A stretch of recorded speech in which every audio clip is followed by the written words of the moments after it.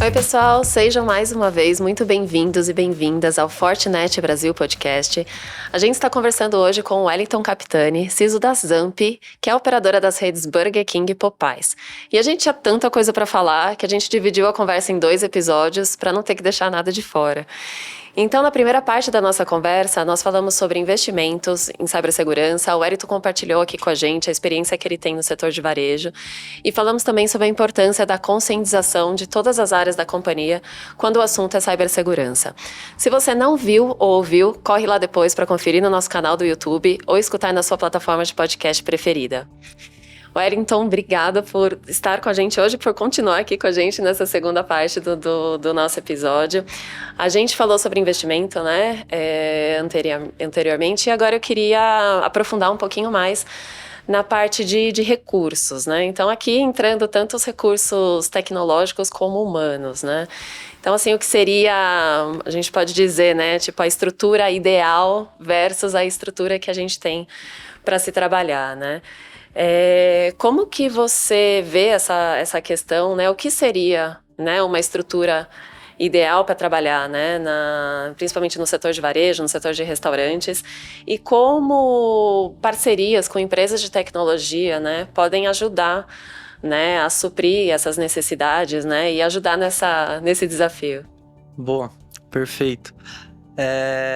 Eu acho que ninguém fala assim, cara, eu tenho o time ideal, né? Sempre eu quero uma posição nova, eu sempre preciso, né, de uma tecnologia nova, né? Isso é muito normal para a área de segurança porque a gente acaba precisando conhecer um pouco sobre todas as áreas de tecnologia.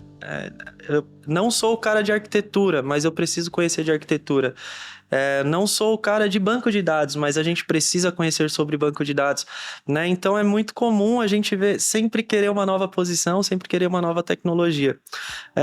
Eu não acredito que exista uma estrutura ideal, né? Mas eu acredito muito que exista um equilíbrio, né? Onde a gente entenda a demanda de negócio, né? Quais são os objetivos de negócio, qual que é o apetite ao risco? Eu falo aqui que eu não gosto muito dessas expressões prontas, né? Mas o apetite ao risco da companhia ela é importante para que a gente consiga definir quais são os recursos, tanto de pessoas quanto tecnológicos que a gente necessita, né? E aí, indo nessa linha, hoje, por exemplo, né, na Zamp a gente tem um tamanho razoável, pensando nos outros times de tecnologia, mas mesmo assim a gente mesmo entende que não é o ideal, né? Porque eu não consigo alcançar alguns lugares que eu gostaria de alcançar, né? Na Zamp a gente trabalha no modelo ágil, então a gente trabalha por squads e eu tenho áreas que são estruturantes, né? A minha área de segurança da informação ela é uma área cross que pega tanto as squads quanto a área estruturante. Então, imagina que a gente trabalha ali mais ou menos 16 squads dentro da companhia. Então, eu teria que ter uma pessoa, um recurso dentro de cada squad. Ou, ao menos, né, ter um recurso a cada 2 squads. E aí a gente tem que fazer essa conta. Então, nesse sentido, né, a gente acaba sempre pensando que precisa mais, né? Quando, na verdade, a otimização, né? Entender quais são as responsabilidades, quais são os papéis que a gente tem dentro de determinada squad, dentro de determinado time, dentro de determinada situação, faz com que a gente consiga ser mais produtivo. Então, nessa linha, assim, a gente conta, de fato, com parcerias, né, com as áreas de tecnologia, com as áreas de negócio, para que nós sejamos envolvidos nos momentos que nós precisamos estar, né? Eu não preciso estar envolvido no desenvolvimento ou numa release da nossa aplicação desde o princípio. A gente está lá na reunião para falar o que vai ser feito. E aí a gente entender, poxa, peraí, a gente vai ter que atuar aqui e vai ter que atuar ali, né? A ideia de Security by Design. Mas a gente não precisa estar na squad, participando de todas as reuniões a todo momento, enquanto a gente ainda não tem uma tarefa atribuída, né? Então, nesse sentido, a gente foi fazendo essas otimizações para que a gente consiga ser mais produtivo ao longo do tempo, né? E aí, quando a gente vai falar de parceria, assim, existem empresas como a Fortinet que são focadas em melhorar a nossa vida, né? Cara, tá ali, tem as melhores pessoas, né? Pensam nos ataques mais mirabolantes que estão acontecendo, o que é, tipo, de mais novidade em relação ao ataque, qual que é a maior novidade em relação à defesa. Então, assim... Antecipa, né, algumas situações. Nos ajuda muito nessa nessa batalha, né, que existe, né, entre ser atacado e se defender, né. E aí, quando a gente pensa nessas parcerias, assim... Hoje tem um monte de serviço, né? Você pega lá, tem tipo, tem MDR, tem MSSP, tem um monte de coisa, né? Quando eu era analista, quando eu fui consultor, era SOC. Aí tudo tava dentro do SOC. Uhum. Hoje divide tudo. O cara de resposta a incidente tá dentro do C-Cert. O cara de monitoração tá dentro do SOC. O cara de administração dos equipamentos está dentro do MSS. Aí tem o fabricante que nos ajuda ali com essa nova célula de MDR. E assim vai, né? Tem diversas situações aqui que a gente pode, né, explorar. Então, a primeira coisa que eu sempre falo pro pessoal, assim, gente, no mínimo, pra gente ter uma noite de sono mais tranquila, é deixar tudo atualizado, né? Vamos deixar tudo atualizado. Cara, saiu uma release do fabricante que está corrigindo um bug, que está corrigindo uma vulnerabilidade, vamos aplicar, né? Isso ajuda muito. É óbvio que para fazer isso a gente precisa de recursos, né? Tanto de pessoas quanto de tecnologia. E também parcerias, né? Pensa que quando a gente vai nessa linha, a gente está estendendo o time de segurança para dentro de outros times. Então, a pessoa lá de infraestrutura, por exemplo, que vai acabar aplicando um patch, que vai acabar corrigindo uma vulnerabilidade que foi identificada, ela acaba se tornando um embaixador de segurança da informação dentro do time dela. Então, a gente identificar essas pessoas dentro de cada time foi muito importante para nós, né? Porque daí, de fato, a gente tem uma pessoa lá que está pensando em segurança mesmo quando a gente não está chegando naquele time, né? Naquele momento. E essas parcerias que a gente tem, tanto na parte de tecnologia quanto na parte de serviços, né? Elas são importantes para colocar tudo aquilo que é operacional. Quando a gente pensa em serviços, né? Tudo aquilo que é operacional, que tem uma repetição, que acontece no dia a dia, a gente acaba passando ali para esses serviços, e esses serviços eles vão nos ajudando. Quando a gente tem situações como uma resposta a incidente, ok, que a gente precisa ter de fato uma interação muito próxima, o parceiro ele precisa conhecer do nosso negócio, precisa conhecer do nosso ambiente para conseguir nos ajudar. Mas o dia a dia operacional ele é muito mais simples e a gente consegue só passar, né? Cria os casos de uso, passa, a galera, né? Os nossos parceiros, eles acabam respondendo. Quando eu entrei na Zamp no passado, a gente tratava os nossos parceiros como fornecedores. E eu achava, tipo, eu que era um fornecedor de tecnologia, né? Eu saí de uma consultoria para entrar no Burger King na época. Nossa, eu abominava isso, né? Eu ficava olhando e falava assim, cara, eu vivo o seu ambiente talvez mais do que você vive, né? Então, eu não posso ser tratado somente como um fornecedor. Então, eu trouxe essa cultura para dentro do time de segurança desde 2018, que todas as pessoas que têm interação com o time de segurança é um parceiro. E aí, para mim, assim, é fundamental que a gente tenha essas trocas, que a gente tenha parceria de fato, que a gente tenha confiança e boas negociações. É fundamental nessa questão de parceria, boas negociações. Eu não vou exigir do meu parceiro algo que eu não contratei e eu também não quero ter que ficar cobrando ele de algo que eu contratei. Então, é nesse sentido que a gente fala de parcerias dentro da Zamp. E tem funcionado muito bem. A gente tem parceiros muito estratégicos, né? Tanto na parte operacional, que é para nos ajudar ali a desafogar as pessoas internas do time, que estão no dia a dia das squads, que estão no dia a dia do estruturante, né? E que possam se dedicar a isso, né? Então a gente desafoga essas pessoas, coloca isso pro operacional, mas a gente também tem as parcerias que são mais estratégicas. Vou contar uma curiosidade. Em 2018, quando eu entrei na Zamp, né? Às vezes eu vou falar Zamp, às vezes eu vou falar Burger King, porque quando eu entrei era Burger King. E aí a gente adquiriu o Popeyes e viramos Zamp. Quando eu entrei assim na Zamp, cara, eu falei assim, poxa, um cenário desconhecido, um ambiente desconhecido, vamos lá, né? Vamos entender o que a gente tem aqui. E a gente viu que eu tinha um FortiGate lá no corporativo, né? Na matriz, e mais nada. E aí eu fiquei olhando assim, eu falei assim, gente do céu, vamos ver pelo menos o que tem habilitado aqui, né? E aí eu vi que tinha os licenciamentos corretos, mas a gente não tinha nada habilitado, a gente não tinha IPS, não tinha um web filter. A pessoa que chegasse na Zamp, conectasse na nossa rede, navegava no que ela quisesse. Inclusive, um dos primeiros testes que eu fiz foi esse, e o resultado não foi muito positivo. O meu gerente, na época, estava sentado atrás de mim, ele falou, cara, o que você está acessando aí? Eu falei, poxa, peraí, eu só estou fazendo um teste, né?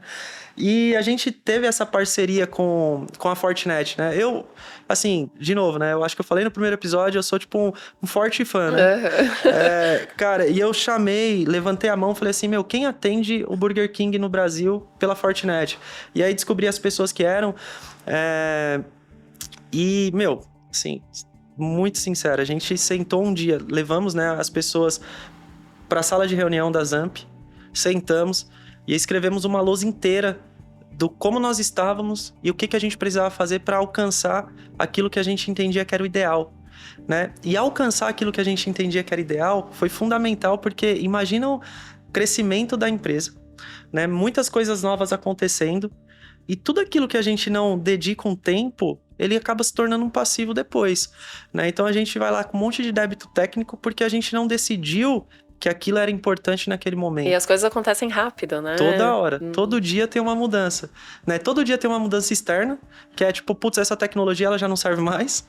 E aí vem, né, tipo, toda a ideia dos gurus, né, de tecnologia, que acabam tendo muita relação com o C-Level, que vai lá e olha pra você e fala assim, cara, você usa SD-WAN? Não. Agora você vai usar ZTNA? E aí, tipo, nem sabe qual que é o nosso cenário e acaba impactando a gente dessa forma. E tem as mudanças internas, né? Que, cara, o que eu faço hoje talvez não sirva amanhã e eu preciso me adaptar, né? O mercado tá mudando e a gente precisa ser adaptável a isso, né? Então muito nesse sentido. Dentro da equipe, a gente usa o InfoSec NIST-WELL, né? Que é para falar ali de como que a gente deveria se estruturar. A gente tem o nosso as-is, né? Como nós estamos estruturados e como nós imaginamos que deveria ser.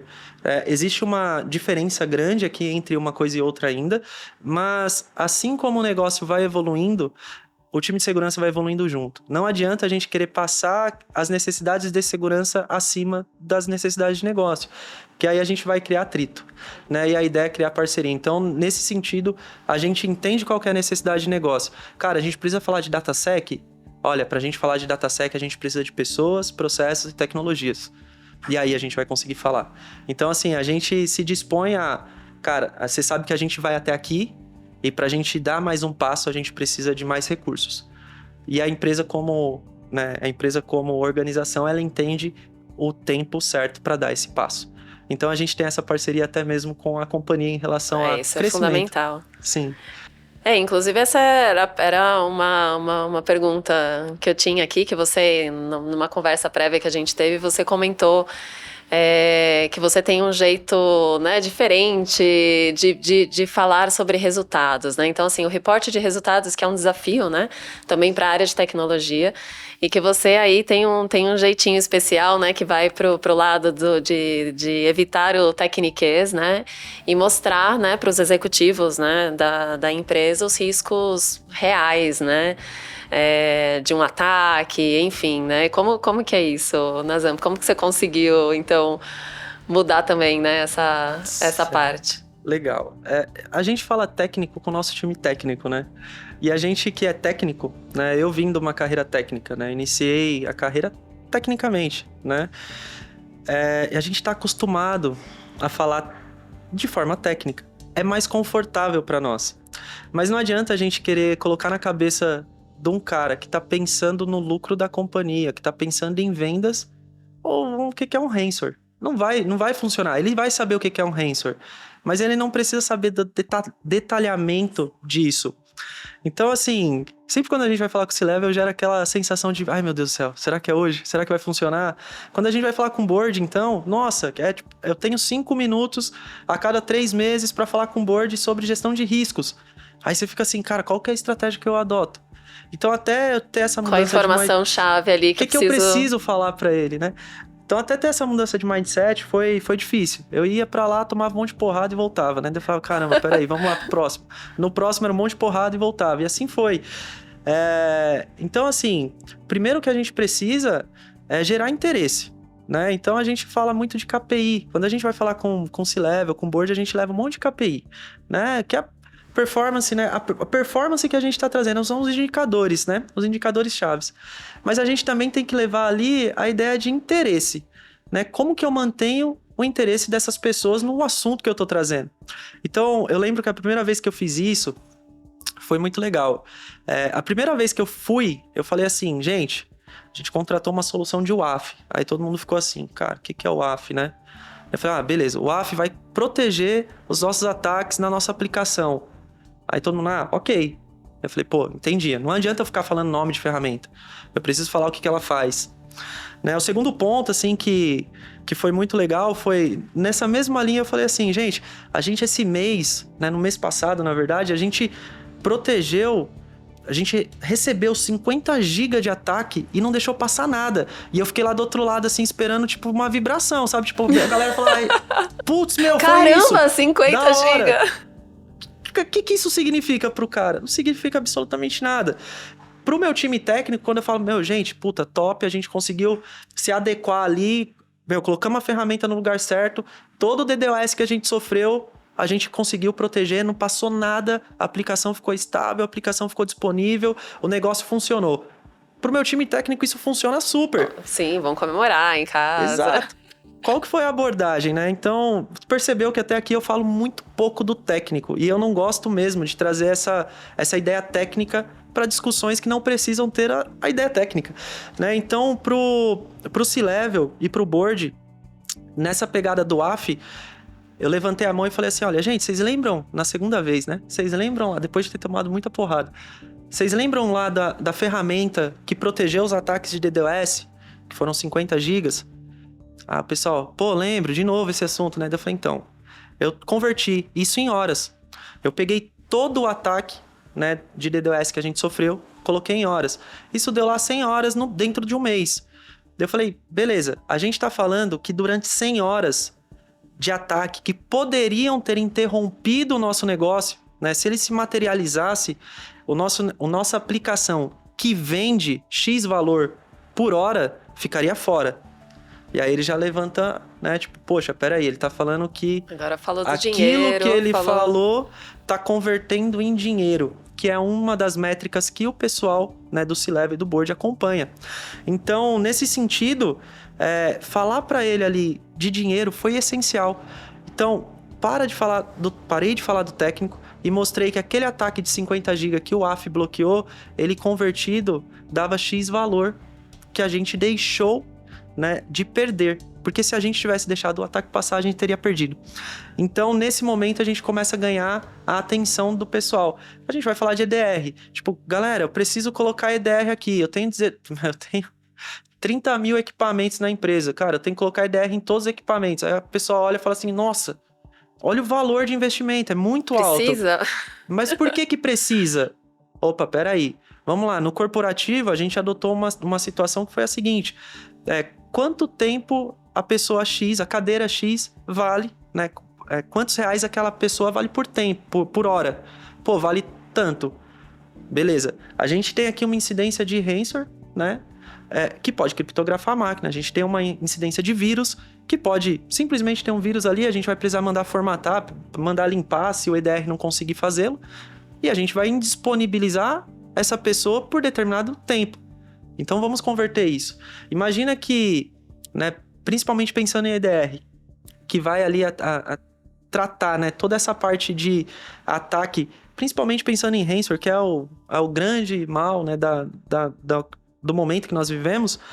Mas pensa que se eu tenho um ransomware e ele se lateraliza no meu corporativo e todas as pessoas param de trabalhar, quanto de dinheiro que eu tô perdendo nessa situação? E hoje, assim, né, o ransomware é muito famoso, né, então é difícil alguém que não tenha ouvido falar, que não tenha medo, ou muitas empresas sofreram, né, mas uma coisa é saber que existe, outra coisa é saber o quão perto chegou, né, Exato. de você, né, olha, se a gente não tivesse isso, a gente teria Porque parece ainda que aconteça, né, talvez os executivos não vejam tão perto da casa deles, né? Não, perfeita colocação. Imagina que quando eu entrei na Zamp, como eu disse, né, a gente tinha um FortiGate e não tinha nada habilitado. E a gente ainda fazia muitas das coisas on-premises, né? Hoje a gente está em cloud 100%, então é um cenário diferente.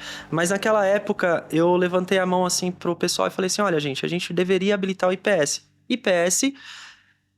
A gente tem duas formas de fazer, né? Ou a gente deixa ele em modo learning lá, estudando a rede, entendendo como é que funciona as nossas aplicações, ou a gente vai lá e mapeia, coloca em modo block direto, bloqueia e tem um monte de dor de cabeça durante um período que a gente não consegue determinar o tempo. E a gente colocou isso em modo learning, e aí questionamento que eu tive do meu diretor na época foi: mas pra que a gente precisa disso? A gente não sofre ataque. Daí eu falei, não, calma aí, agora a gente vai colocar ele em modo learning e a gente vai ver o que tá acontecendo. Cara, um monte de SQL injection, um monte de ataque, assim, um monte de ataque. E aí eu demonstrei isso na prática, isso em 2018. Não ter visibilidade não quer dizer que não esteja acontecendo. Então, são momentos assim que são muito essenciais, né, dentro desses 5 minutos que a gente tem com o C-Level, dentro desses 5 minutos que a gente tem com o board, que é demonstrar para ele, de fato, tirando esse viés técnico. Tem que tirar, não adianta a gente ficar batendo, confrontando, tipo, não, você deveria entender o que é um ransomware, você deveria entender o que é um DDoS. Não, você entende de dinheiro? Eu vou falar sobre dinheiro com você. Você entende de risco? Eu vou falar sobre risco com você. E como que isso se materializa dentro da companhia. Então, esses 5 minutos que a gente tem, eles são de suma importância. E a gente deve, né? Eu aprendi isso e eu trago isso comigo. A gente deve falar a linguagem do C-Level. Não tem como ser diferente.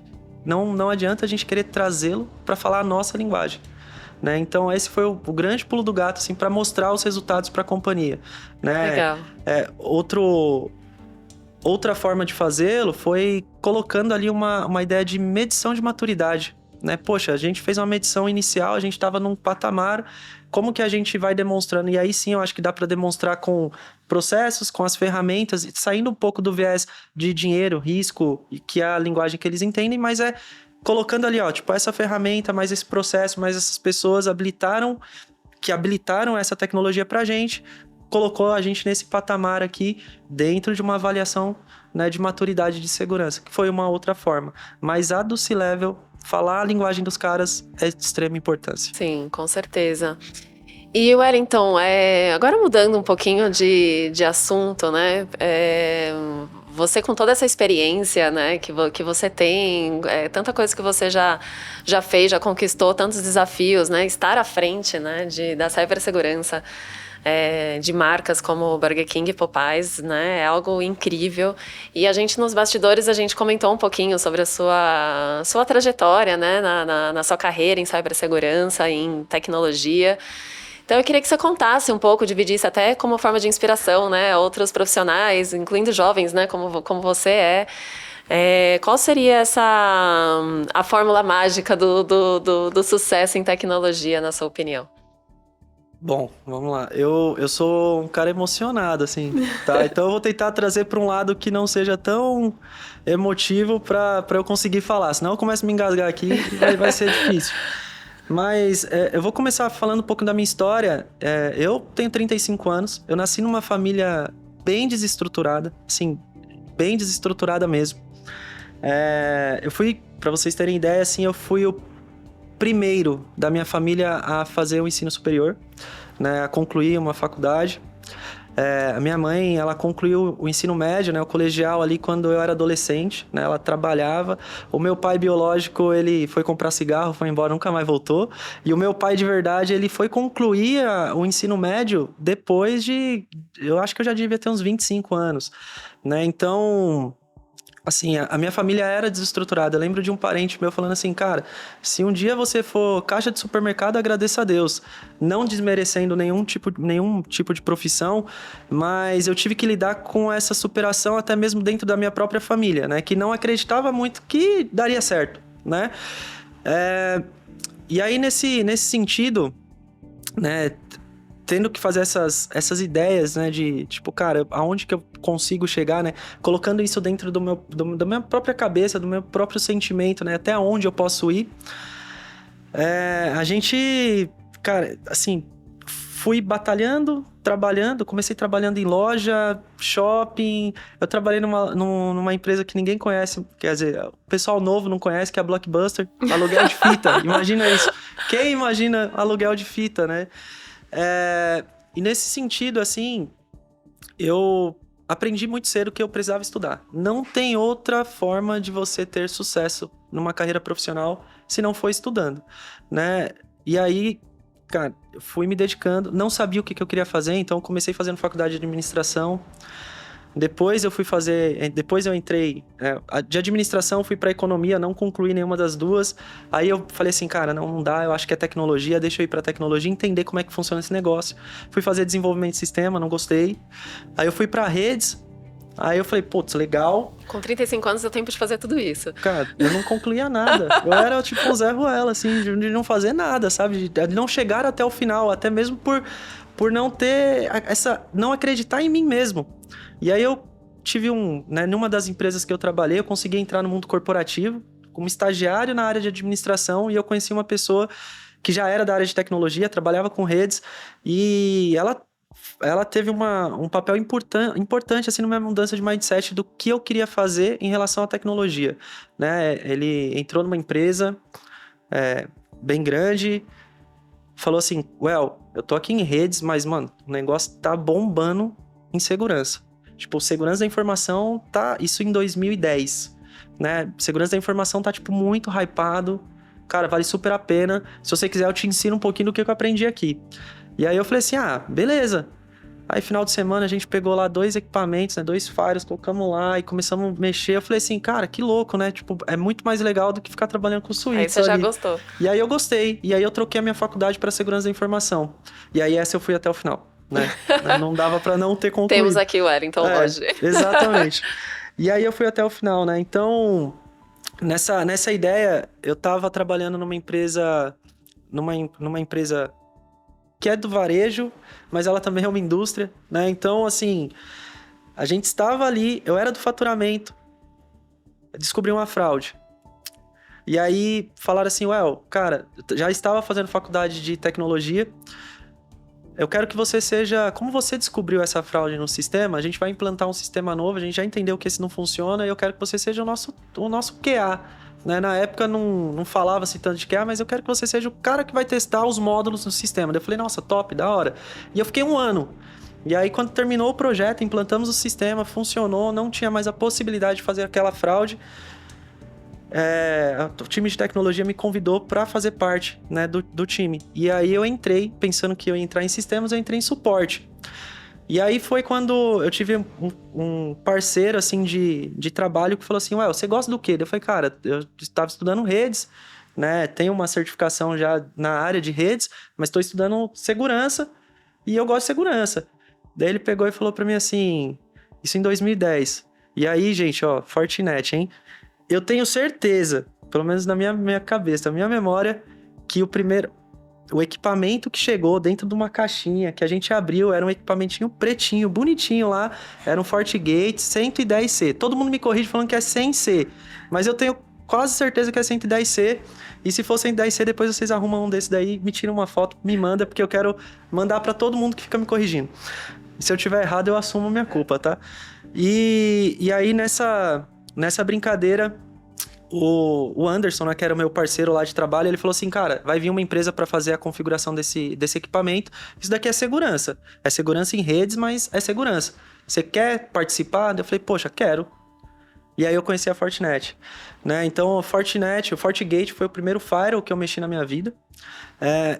Foi o que me impulsionou a dar o próximo passo. Então, a experiência que eu tive, mesmo que tinha sido pequena, eu tinha aprendido a configurar a regra de firewall e NAT para as coisas de dentro e acessar a internet. E foi isso que eu tinha aprendido. Mesmo que com essa experiência pequena no firewall, eu consegui entrar na Global Crossing. E aí, dali, sim, eu me especializei, tirei as certificações que eu precisava tirar. Na época, só tinha FCNSA e FCNSP, em 2011, 12. Eu tirei as certificações, comecei a trabalhar. E aí, cara, foi uma loucura, assim. Atendi vários varejos gigantes da época, Compra Fácil, que eu acho que não existe mais, Ricardo Eletro, meu projeto, assim, que a gente ficava, tipo, boquiaberto, né? Do tamanho. Eu tô falando que eu saí de uma caixinha dentro de um rack para ambientes que tinha FortiGates virtualizados, assim. Eu ficava olhando e falava, cara, conceito de VDOM da Fortinet lá de 2010, 11. Ficava olhando e falava, cara, o que eu tô fazendo aqui? Né? E por que eu falo sempre não desistir? Nessa época, né, eu acabei entrando pro time de segurança na Global Crossing, que era uma empresa gigante, de madrugada. E madrugada era só eu em segurança. E, cada incidente que acontecia, cada chamado que caía, cada telefone que tocava, era uma dor de barriga. Eu falava assim, meu Deus do céu, será que eu vou saber fazer o que eles vão me pedir hoje? Aquela expectativa, né? Nossa, dava calafrio, assim, né? Torcer pra não acontecer nada. Exato. Quando acontece é quando a gente evolui, né? E eu vi muitos amigos meus, assim, que eram da mesma época, que concluíram a faculdade comigo desistindo, porque era difícil. A área de tecnologia não é uma área fácil, né? A gente tem que pensar, tem que ter raciocínio lógico, tem que ter uma capacidade analítica muito, muito grande. A gente não pode sair tomando ação porque vai impactar o negócio de outra empresa, né? Então, ela é complexa. É uma responsabilidade, né? Uma muito responsabilidade grande. Né? E não desistir veio daí, né? Eu via várias pessoas desistindo, né? Vários amigos meus, assim, que estavam deixando a área de tecnologia e trabalhando com outras coisas. E nesse meio tempo, eu fiquei com vontade de desistir, né? E eu tenho minha mãe, assim, como... Aí, tá vendo? Eu falo que eu sou... Eu sou muito emocionado. Só um minuto. Não, tranquilo. Quando a gente pensa na família, sempre... É difícil. É sempre assim mesmo, né? Que a inspiração, na verdade, vem dali, deles, né? E ela sempre falava pra mim assim, ó...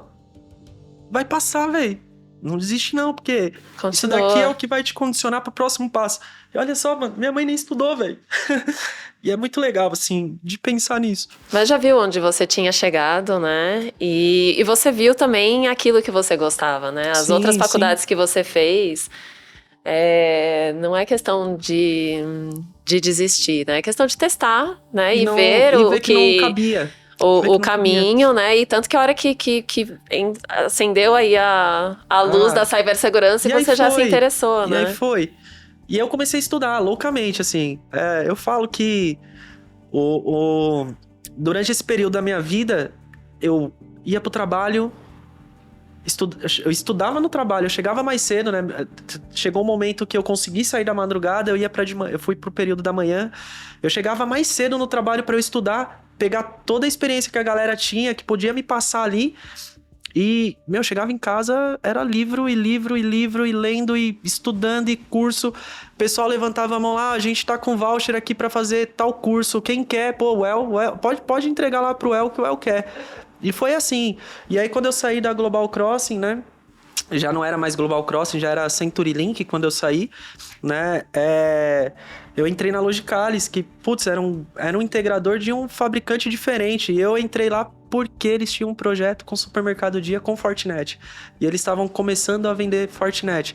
E eu falo assim que, assim como eu, várias pessoas no decorrer da vida tiveram a vida de fato mudada por causa de tecnologia, né? E eu tive por conta de tecnologia, mas basicamente por segurança. E quando eu penso nisso, o Fortinet faz muita parte, né, dessa mudança que eu tive. E é por isso que eu defendo a marca. Eu sou...